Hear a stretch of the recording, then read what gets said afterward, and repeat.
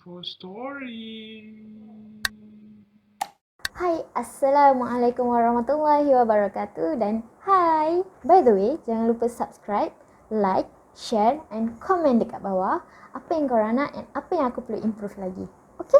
Okay, hari ni apa yang aku akan cerita dengan korang adalah in this video, aku suka nak ingatkan kepada semua kawan-kawan ataupun yang sejantina dengan aku, iaitu wanita, perempuan, remaja, kanak-kanak perempuan. Be careful, even though seorang lelaki tersebut kelihatan elok rupa parasnya, pakaiannya. Jadi, in whatever situation, be careful girls.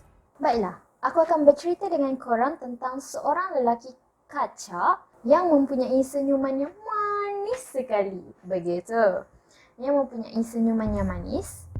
Kata-katanya juga lembut bak sutera. Itu adalah sifat yang terdapat pada Ted Bundy, Theodore Robert Bundy, yang menggunakan taktik ataupun hilah dengan cara membalut tangannya seolah-olah dia mengalami kecederaan pada tangannya, lalu menghampiri gadis yang dilihat berseorangan di Washington, Amerika Syarikat.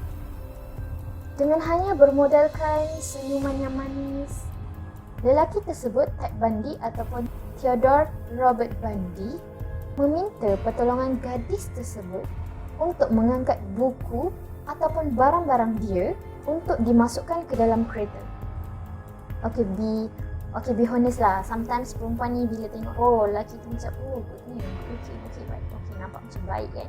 Tanpa syawak sangka, tambah pula dengan rupa paras Ted Bundy ini, mereka-mereka yang pernah menjadi mangsa kepada Ted Bundy ini, dengan tanpa mempersoalkan ataupun memikirkan apa yang akan terjadi, mereka membantu lelaki tersebut ataupun Ted Bundy ini tanpa mengetahui bahawa dia merupakan pembunuh bersiri yang telah membunuh 30 gadis di negara itu sekitar tahun 1970-an.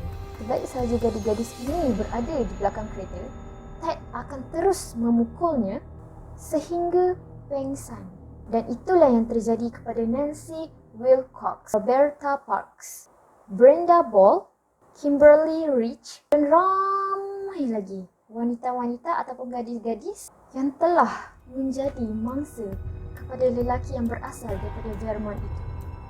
Kemudian Ted Bundy akan membawa wanita-wanita ataupun gadis-gadis itu pergi ke sebuah tempat lain sebelum dia merogol juga membunuh mereka semua. Kemudian mayat-mayat mereka tersebut disembunyikan di salah sebuah hutan yang jarang dikunjungi oleh orang. Bahkan dia sanggup datang semula ke kawasan itu untuk merogol walaupun mereka sudah merebut. Korang boleh bayangkan tak?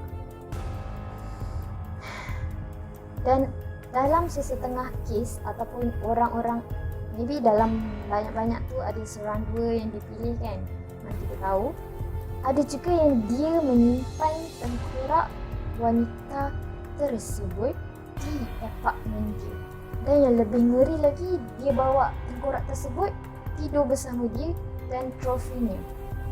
Kekejaman, kekerasan, juga kegilaan Ted menjadi mimpi ngeri buat wanita-wanita di Utah, Washington, Seattle dan Oregon. Dan dalam masa tempoh 6 bulan sahaja, sebanyak 6 gadis telah dilaporkan hilang di Oregon dan Washington. Kebimbangan itu berterusan di mana saat Ted sedang sibuk mencari mangsa-mangsanya dari tahun 1974 sehingga 1978. So kira 4 tahun dia bermaharaja lila lah. Dan pada tahun 1975, Ted Bundy telah ditahan ketika dia sedang memandu dan polis telah menemui gari, topeng, tali dan beberapa barang lain di dalam keretanya. Walaupun Ted ni dah masuk pun dalam penjara, kekejaman dia tetap tidak berhenti. Dia sentiasa membunuh, mencari mangsa-mangsa dia.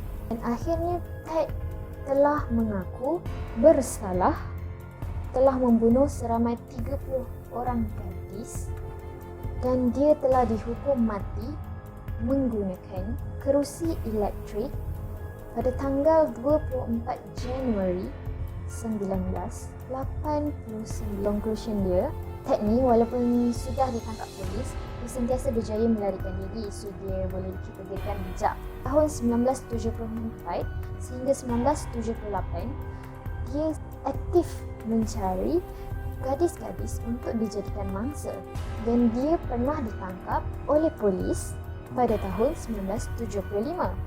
Lalu dia melolos,kan diri. Kemudian dia juga ditangkap semula pada tahun 1977.